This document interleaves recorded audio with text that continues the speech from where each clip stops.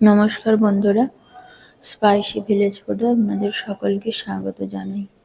আজকে আমি বানাচ্ছি সিমইর পায়েস। এবং এই সিমইর পায়েস বানানোর জন্য প্রথমে কড়াইতে 1 চামচ ঘি দিয়ে দেব। ঘিটা গলে যাওয়া পর্যন্ত অপেক্ষা করব।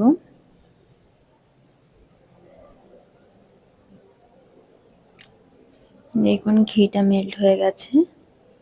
এবার আমি দিয়ে দেব 80 গ্রাম সিমই। সিমইটাকে আমি লাল লাল করে ভেজে নেব।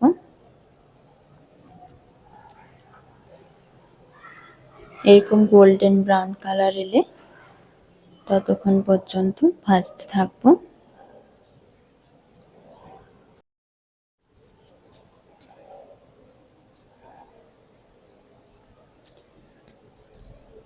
দেখুন একদম লাল লাল করে ভাজা হয়ে এসছে।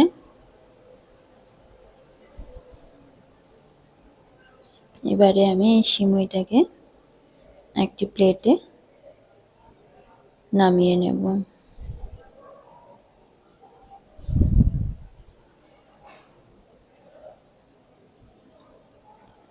এরপরে কড়াটা ধুয়ে পরিষ্কার করে নেব। এরপর কড়াটা খুব ভালো গরম হলে দিয়ে দেব 750 গ্রাম দুধ।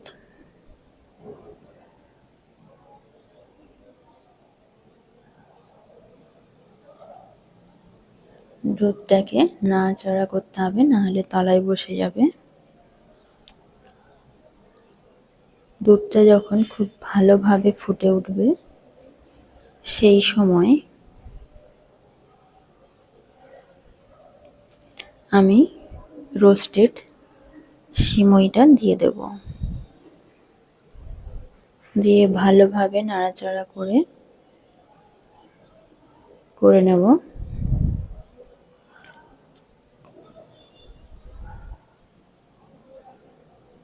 পরে দেখুন সিমইটা হালকা ফুলে উঠেছে।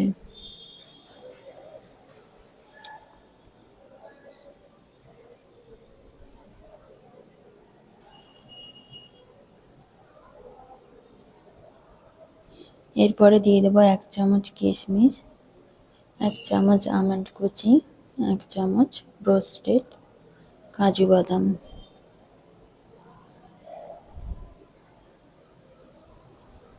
দিয়ে ভালোভাবে মিশিয়ে নেব।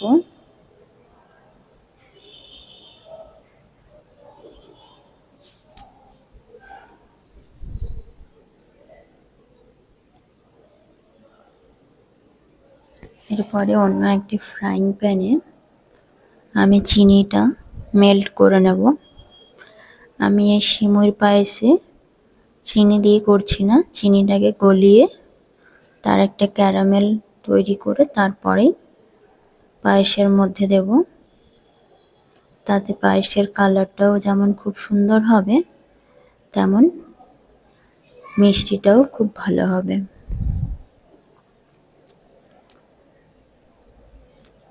অনবরত নাড়াচাড়া করতে হবে, তাহলে কি হবে, চিনিটা পরপর গলতে শুরু করবে। দেখুন কেমন চিনির রসটা বেরোতে শুরু করে দিয়েছে। আরো বেশ কিছুক্ষণ নাড়াচাড়া করে পুরোপুরি চিনিটাকে গলিয়ে নেব।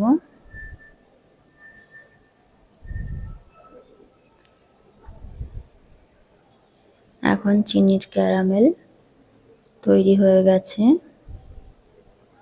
দেখুন এরপরে আমি এই ক্যারামেলটি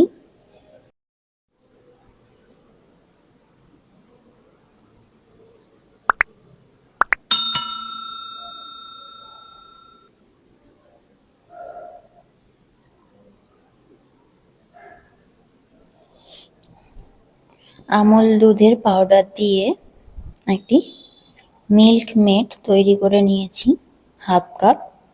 সেটা দিয়ে ভালোভাবে নাড়াচাড়া করে নেব। এরপরে চিনির যে ক্যারামেলটা তৈরি করেছিলাম এখন সেটা মিশিয়ে দেব।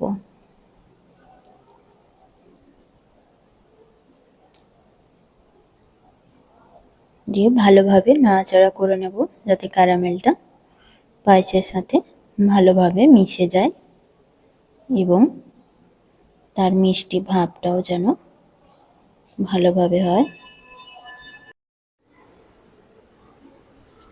দেখুন পায়েসের ঘনত্বটা কত সুন্দর হয়েছে।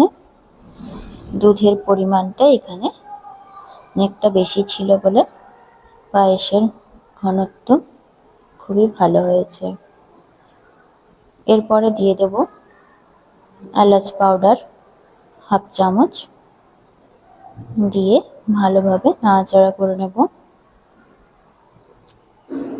আমার এই রেসিপি যদি আপনাদের ভালো লেগে থাকে অবশ্যই লাইক, কমেন্ট, শেয়ার ও সাবস্ক্রাইব করতে ভুলবেন না।